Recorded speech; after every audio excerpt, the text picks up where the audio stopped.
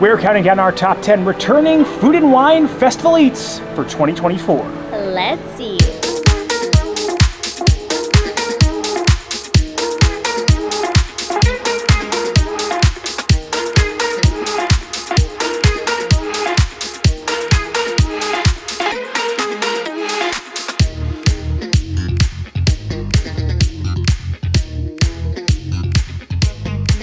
Hello everyone, I'm Jay. And I'm Sam. And you are watching The Theme Park Foodies, and we're back at Epcot for the foodiest festival of them all, food and wine. Now we do 3 videos, this in the last video. One video, opening day, we try the brand new foods for the season. Second video, we come back, we try our returning favorites to see if they're just as good as we remember. Because sometimes they change things up, right? They do. And we do rank them 1 through 10 for these items, but it's just something we have fun with. Like 1, just we like 10, you know. Our numbers could change based on the day. I will say our top 5 is pretty stringent. But there's some really great eats on this list that I don't feel like get highlighted as much as they should. It was also really hard to compound this list. So there's gonna be some notable mentions in here as well. I'm really hungry. We haven't eaten most of today, so that way we can knock down these 10 things. Obviously, we're gonna share them. Is there anything, now not to spoil anything, Sam, but is there any booth that you have your mind on that you wanna stop by? All the booths. Yeah. But I did notice when we were coming up with this list that there is so much cheese. Yes. Like, we really like cheese. There are a lot of cheese-centric items on this list. And right before we came to film this video, we did hit 10,000 subscribers on YouTube. So thank you so much. Yeah, thank you for helping us hit 10K. There's also one I wanted to bring up as well. There's some new booths that have some older items there, like festival favorites. Yeah, so and some things have moved around. Like, they were at one booth 1 year, and now they're somewhere else, but the item is pretty much still the same. Yes, and I mean a booth called Festival Favorites. It has to have some of the festival favorites, right? Good thing. All right, you ready? I am ready. If you enjoy the content, please like and subscribe. Join us while we chow down and count down our top 10 returning food and wine festival eats here at Epcot. All right, so to find our number 10, you'll have to head left at Spaceship Earth. You'll make a left at the Creations gift shop. It's kind of actually right down in this little corridor next to the Creations gift shop. It's the Fry Basket, and this is the Fry Flight. Were these new last year, Sam? I think they were new last year, right? Yeah, this is the 3rd year of the Fry Flight. 3rd years, oh wow. They did change it though. These are now truffle parmesan. They used to be like a malt and vinegar fry, if I remember correctly. Yeah, I guess truffle parmesan is more of a people pleaser. So we got truffle parm, barbecue bacon with smoked aioli, and we have sweet potato casserole fries with candied pecans, toasted marshmallow cream, and bourbon maple syrup. I feel like that's a little interesting. I think they changed it up a little. But I mean, who doesn't want 3 types of french fries? I know I do. They are pre-frozen fries that they just heat up. I saw them pulling the bags out. So they're not like gonna be the most amazing fries you ever tasted. They're not the crispiest fries either. A lot of people love these, and I do want to say that it's nice to have a bunch of different flavors in one. You have sweet, savory, cheesy. Yeah, it's like something for everyone. It's something you can share. It's something that's compact. You can take it and walk around with it. So like for that, you know, it's on the list. I would like them to be crispier. They are kind of like a little mushier sides of it. Those are my favorites today. Overall, I'm gonna give them a 7. Okay. 7 seems like it makes sense for number 10. We do think these are fun, hence why they made the list. But again, not gourmet. Yeah, they're not the highest quality food they have here. All right, so throughout this list, we're gonna give a few notable mentions to things that were very popular last year that just didn't quite make our list. First, we gotta head over to the Odyssey, which is transformed by the Muppets into Brew Wing Lab. This is where you can get the legendary pickle milkshake. Now, we're not giving the pickle milkshake a notable mention because I think most people didn't like it. Some did, and if you enjoyed it, we're here for you, but it's just not for us. They did have these pickle spear fries, though, over at the Fry Basket last year, and they moved them over here, so we figured, why not give them a notable mention? I wonder why they moved them, but I'm not complaining that I get to eat them inside now with air conditioning. I guess the Muppets figured they had pickles here already for the milkshake, so. Oh, yeah, that's true. They're so crispy. Like, can you see the golden? They have a great crisp, and I love the, I think it's a dill ranch that they put on. I wish they gave me a little more on this one. They kind of chins me out here. But I still love these. I'm going to give these an 8. Oh, it's pretty high. Maybe they should have been on the list. All right, so I think Germany pops off like every festival. For this festival, they actually have 2 booths. The first one that's on this list is going to be the Alps. This is synonymous with this festival because it has the warm cheese raclette. You can actually watch them peel the cheese off the top. And then they have one with ham and they have one with just potatoes. We got the potatoes, and then you obviously get a fresh baguette as well. The reason this is $9 and this is not, yeah, look at that good cheese pull, it's not earlier on the list, is because you have to eat this quick, and they have a huge issue with getting this warm to you. It'll cool down very quickly, so you gotta eat it fast. Let's see how it is. I gotta get some of this on our fresh German baguette as well. I'll just eat it like this. The potatoes are soft. They even give you a little gherkin. When you think food and wine, you think cheese raclette, and I think every year I can't wait to get the cheese raclette. For me, this is an 8. I think it's really good. We got a really good iteration today too. They were really baking that cheese on. So this is good. Part of me feels like this should be higher, but again, I'm going to say this probably a few times in the list. I feel comfortable in the top 5 that we had. And there's a lot of good food at this festival. It is food and wine, so that would make sense. All right, so number 8 takes us to the very front of World Showcase. Now, if you get to World Showcase from the front of Epcot, you'll bear right. You'll be in Canada. And this, of course, is the appropriately named Canada booth. And this is their Canadian cheddar cheese soup with a little pretzel baguette. It is famous. It comes every year. And last year, we actually had a stale baguette, so this fell lower on the list, I think, right? Yeah, so if that ever happens to you, ask for another one. They will give it to you. And usually you can find the soup at Le Cellier, the restaurant, the steakhouse in Canada. So it's nice to be able to get this without having a dining reservation for Le Cellier.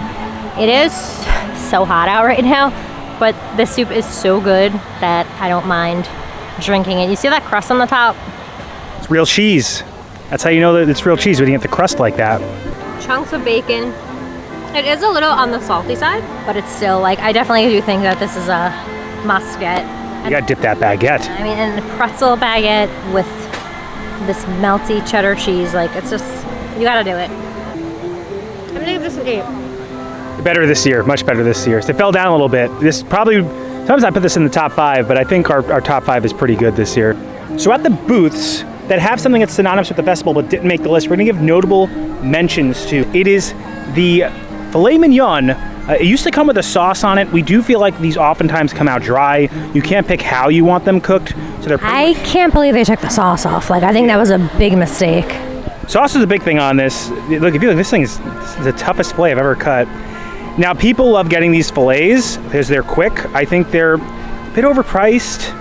Yeah, they're almost close to $10. Yeah, look how much, usually filet's pretty lean meat. I can't even get a thing off this. But this is why I didn't make the list. Just so you guys know, if you hear people like brag about this, we just feel like, oh, there's some butter on the side though. That's pretty good.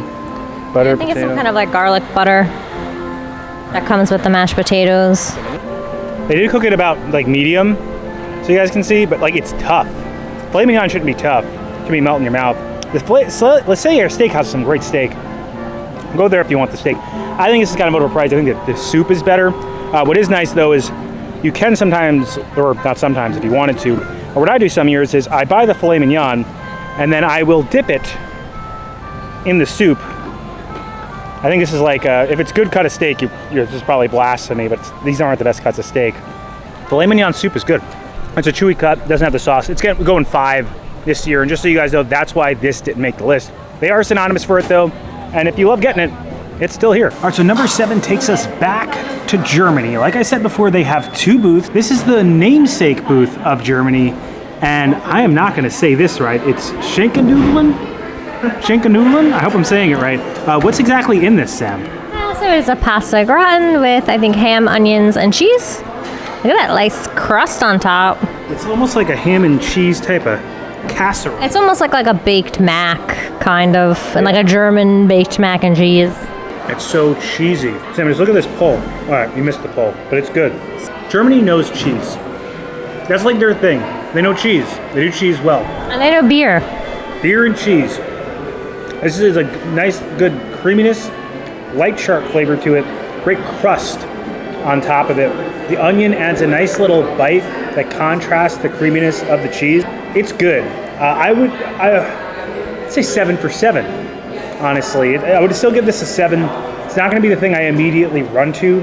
It's delicious, though. And I think that if you go to either spot in Germany, if you like cheese, you're not going to be disappointed. All right, so number 6 actually takes us where you can meet Mickey and Friends. This is the brand new Communicore hall. It looks like an Apple store. It's a very boring environment, but the Festival Favorites booth, you know they were going to have something on this list considering they're called Festival Favorites. Now the booth is actually outdoors. It's right near where you can see the Encanto show, and this is the returning pork rinds with pimento cheese. Oh, have we missed you, pork rinds with pimento cheese. They're so good. I feel like I didn't know that I liked the pork rinds and pimento cheese until I had this dish like 3 years ago. They were made fresh at the formal booth they had. I think it was, I'm not sure it was last year or the year before. They made these in mass, actually, so I'm not sure if they're going to be as good. I remember the cheese just like hitting, like the cheese is where it's at. They're barbecue flavored pork rinds, so they do have a little spice to them. The pork rinds have like such a great, airy, crispy texture, and it just complements this thick, creamy pimento cheese that has like a little peppery taste to it. It's like really good barbecue potato chips with like a really good elevated cheese dip. I'm going 9. This is something I really enjoy. So do you think we should have put them higher on the list than 6? They're still just, at the end of the day, pork rinds, so. Yeah, I guess we'll have to try 5 to 1 to find out. All right, so notable mention for Festival Favorites. We don't have a lot of drinks. We don't have any drinks actually on this list, so we wanted to show you guys some delicious drinks that are non-alcoholic. This has been MIA for the past 2 years, I think, or so. This is the frozen s'more, right, Sam? Yes, it's so good. It's tiny, but like it's just, I hope it's still as good as it was. It's just a nice chocolate milkshake. It's not super thick, so it's like easily drinkable, and you do get that nice little marshmallow flavor. Shaved chocolate shavings. This is so rich and delicious. I think that the graham cracker they use on there really absorbs the like flavor really well of that drink too. One thing I think would make this better is if they have like graham cracker crumbles kind of scattered on top instead of just the graham cracker piece. So good. I give it a 9. Yeah, part of me feels like Festival Favorites should have been higher. All right, so number 5 on our list takes us right in between China and Equatorial Africa in World Showcase. This is the India booth, and this is actually a vegan dish. It is the potato and pea samosa. I had this in a vegan crawl that I think we did last year with our friend Nick. I really enjoyed them. They're warm in the center. They have this little sauce on the top of them. It's a coriander lime sauce. They're a little spicy. I love the coriander lime. That's a nice like little spice to it. And it's like, got so much stuffing on the inside of it. These are never like hollow. They're not too doughy as well. These are good. If you like potato and pea, this is for you. I would give this a 7. I think it's good. Although, I do think some of the things maybe we had higher up in the list could slip down into this spot in hindsight. It's still really good, and I definitely think it deserves to be in the top 10. So number 4 takes us over near the Imagination Pavilion to the brand new Harvest Hollow section. This is called Milled and Mulled, but this is not brand new. It used to be found at the America Pavilion each year, but they have shifted it over here, and I'm happy they did because it's now closer to the front of the park. This is the carrot cake, right, Sam? Yes, it does look like it is suffering from a little shrinkflation. It does seem a little bit smaller than it has been in the past, but I still do enjoy that they have that pool of icing. It's a fresh baked carrot cake with walnuts. This thing usually has so much moisture inside of it. Oh yeah, you can tell. That's a beautiful cake. And it's like I'm pretty sure a cream cheese icing. There's a reason this is in the top 5. It is so nice and hot still. And not just because it's hot outside. I do actually believe it's freshly baked. Like, it's living up to the name. It's nice and moist. You could see actual pieces of carrot in it. Haven't gotten any walnuts yet, but I know they're in there. And the cream cheese icing. This is on the sweeter side, but I think it's so well done. I'm gonna give this a 9. Wow. Yeah, we're getting to those high numbers now. All right, so number 3 takes us to Japan. If you enter in World Showcase, you'll have to go on the opposite side. You'll see the arches of Japan sitting right in the back. The booth here always slaps. It's so good. This, I think, was actually a little bit higher on the list last year. If you know us, you know we love bow buns. And this is a returning thing they have almost every year at the festival, which is why it's on our returning favorites. It is the chicken teriyaki bow bun. A steam bun. Oh, steam bun. Look at that. Filled with meat, soft, delicious. All right, let's try that out. Also, I feel like the Japan cast members are so nice.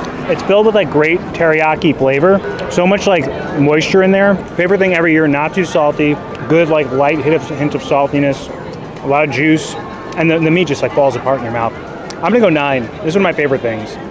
So I might be a little bit biased. We also love bao buns, so 9 for me.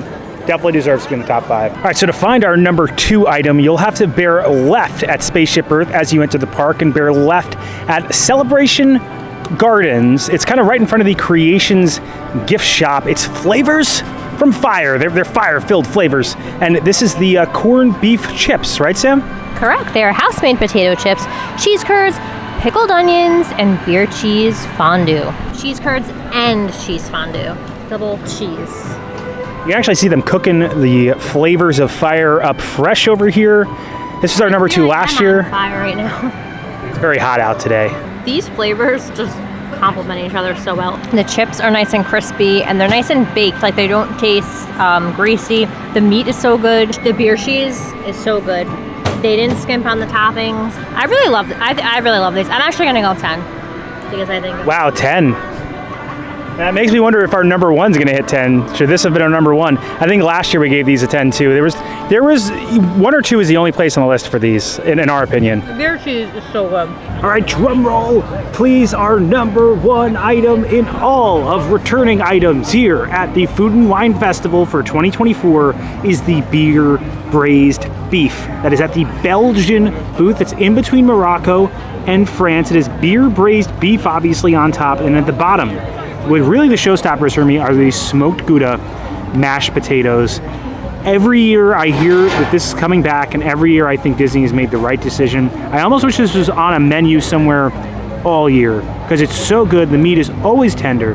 The potatoes are always sharp and cheesy and delicious and have that great Gouda flavor. And I hope it's as good as last year. This looks smaller than the one we had last year, right, Sam? I feel like that's a common theme with a lot of things. I feel like last year you might have switched 1 and 2 from this year. I can't remember exactly, but I think in that video we switched the order. And I think we said this should have been number 1. It's so good. Just so you guys know, this is the last thing that we ate. Sometimes we did film this out of order, but it just happened 1 was the last thing we ate. And I am extremely full right now. And this still tastes delicious, and I'm still gonna have a hard time not finishing it. The beef is a little drier this year, but the mashed potatoes are just so good. And like, look at the color on them. And then you always got the gravy on it, so that gives a good flavor too. It's still really good. It's just not as good as it was last year. But that's the thing, is like, these booths can be inconsistent, which is why we eat them as we number them, because we can get a duration that wasn't as good as last time, and we want to be able to display that to the audience we have watching. We also have fun eating all these things. Every year things come back, we want to eat all 10 of these things. Maybe we could recommend eating them all in one day, but still very good. I'm going to go 9 for this, just for the dryness, and I'm going 9 because I know that there are iterations of this where the beef isn't dry, and I hope that if you guys get this, that you'll get that iteration, but this is still really good. All right, so that does it for our countdown of our top 10 returning items here for Epcot's Food and Wine Festival 2024. I think everything pretty much stuck the landing. There are a couple things in like the bottom 5, like 10 to 5, that I feel like could have been in the top 5, but then I ate the top 5. I'm like, yeah, these things definitely deserve to be in the top 5.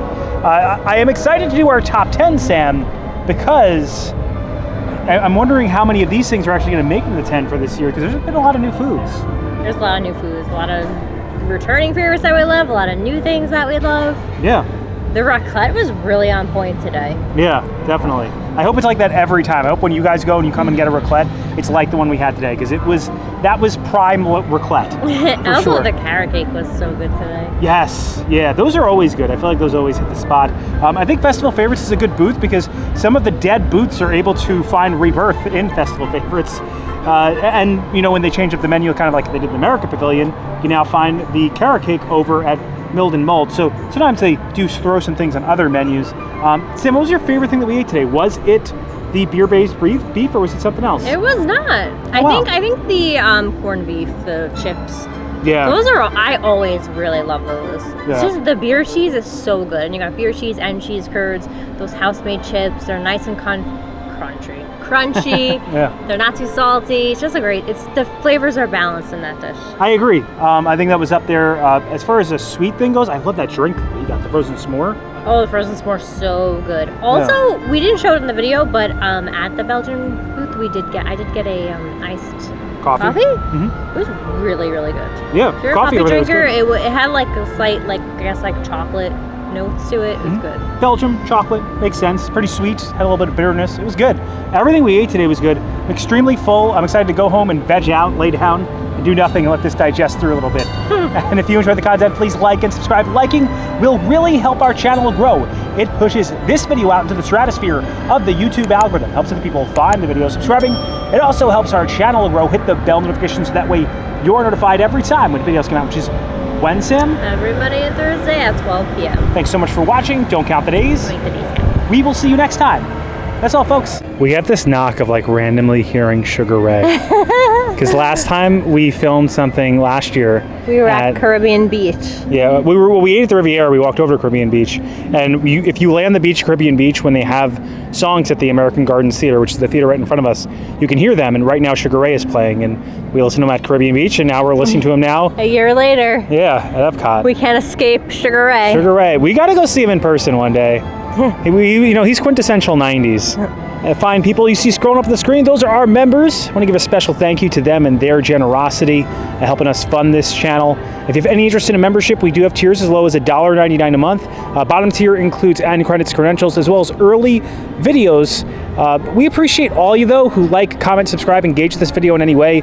You're the reason we were able to hit 10,000 subscribers, which honestly, we never thought we'd be able to hit. After the first year or two of YouTube with our growth, we just expected us to kind of maybe 10K in a long time, but we didn't expect to hit it for a little over 4 years. So we really appreciate you guys who have come along on our journey here with us and appreciate the reviews we do with the food, because we know everyone has different takes on food. Also, Labor Day is a great time to come to the parks. The last 3 years that we've been here on Labor Day, it's pretty dead. Yeah, if you can, definitely recommend it.